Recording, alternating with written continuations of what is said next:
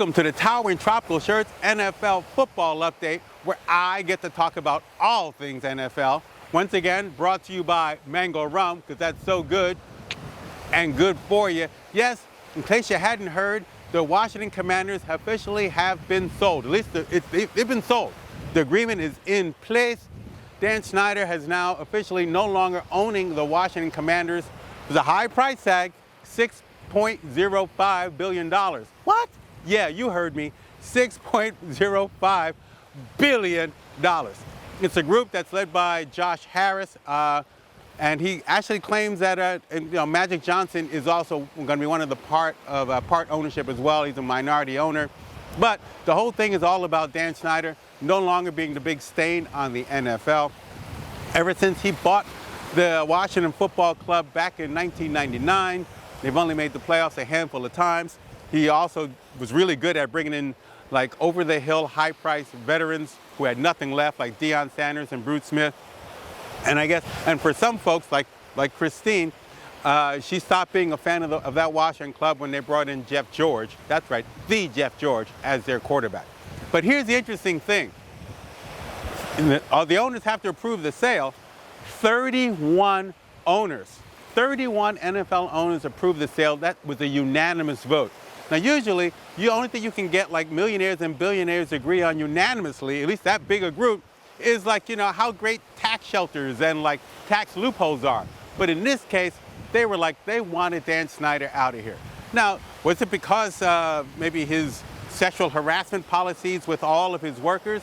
I don't think that was it. I mean, remember, Woody Johnson, who was the owner of the Jets, when he was the ambassador to the UK, he was faced with all kinds of like sexist and racist allegations for the way he was handling his business. Then you got to remember Patriots owner Robert Kraft, who was caught in a raid at a massage parlor with his pants down and his Vince Lombardi trophy up. So no, those weren't the reasons why the NFL owners unanimously decided to kick him to the curb. It's all about, you guessed it, money. It was all about money, because they found out during this investigation that Daniel Snyder had been withholding $40 million that he's supposed to share with the other NFL owners. I could just see how they were all sitting around in the room going like, well, Snyder, he's got a crappy team. He's had a crappy team for 20 plus years. That's okay. Hey, you know what? He's been doing all these assault and sexual harassment things in his office and playing that stupid ass game. That's okay with that. We're okay with that. Hey, you know what? He's been getting $40 million and he's supposed to be sharing that with us. What? Kick his ass to the curb. That's what they did. But now the Commanders are officially sold. They're probably going to change the name. I don't know what they're going to call themselves. The Solons, the Draining the Swamp, Bozo, who knows.